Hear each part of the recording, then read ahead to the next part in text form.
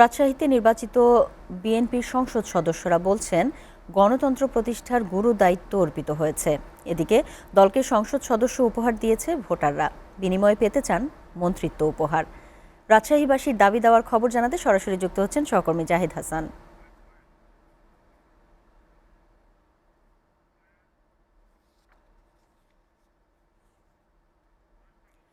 জাহিদ, বিএনপির প্রার্থীদের এমন বিজয়ে কি ভাবছেন ভোটাররা?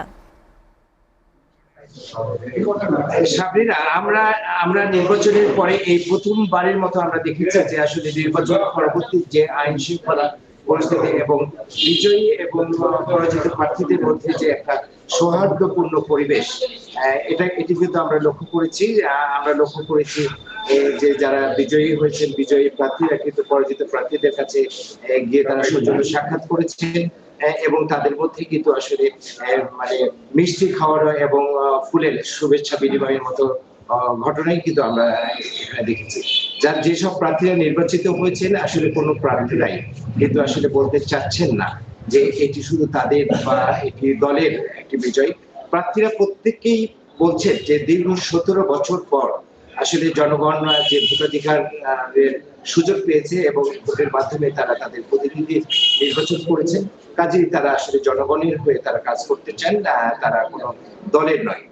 ঠিক নির্বাচনের পরবর্তীতে আমরা যেমনটা দেখেছি দলের নেতা কর্মীদের মধ্যেও যে তাদের দলের কাছে তাদের প্রত্যাশা কিন্তু আসলে অনেক বেশি।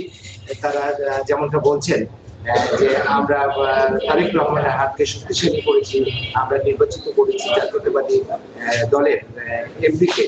ঠিক দলের কাছেও তারা তাদের প্রত্যাশার যে বিষয়টি ব্যক্ত করেছেন, বিশেষ করে রাজশাহী তারা বলেছেন যে বরাবরই অবহেলিত রাজশাহী সদর থেকে এবং রাজশাহী 3 আসন থেকে তারা কখনোই কিন্তু তারা মন্ত্রিত্ব পান নাই।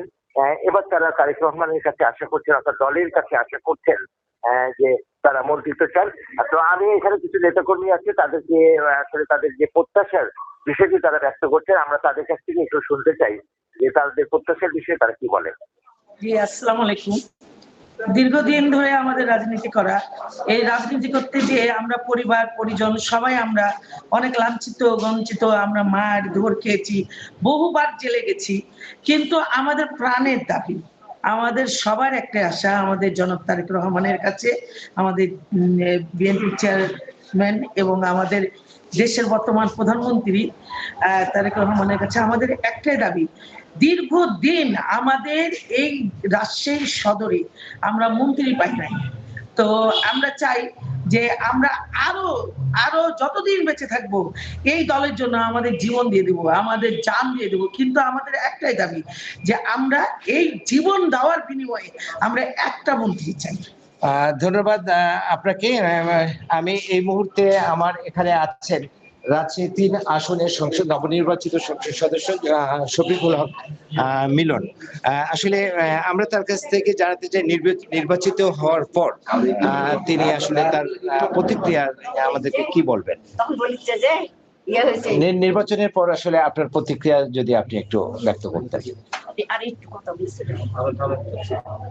ধন্যবাদ। আসলে বাংলাদেশের মানুষ ছিল এই নির্বাচনের আয়োজন, ওই জন্য নির্বাচনটা অত্যন্ত তাদের আগ্রহ ছিল প্রচন্ড, এবং এই নির্বাচনে আমি নির্বাচিত হওয়ায় রহমান আবুল পাকালাম শুক্রিয়া আদায় করি। আমার এই বিজয়টাকে আমি আমার বিশেষ করে আমাদের ইতিহাসে রাখা লাগে রাষ্ট্রপতি জিয়া রহমান, আমাদের মাদার অফ ডেমোক্রেসি দেশনেত্রী বেগম খালেদা জিয়া এবং প্রধানমন্ত্রী যারা আছেন সবাই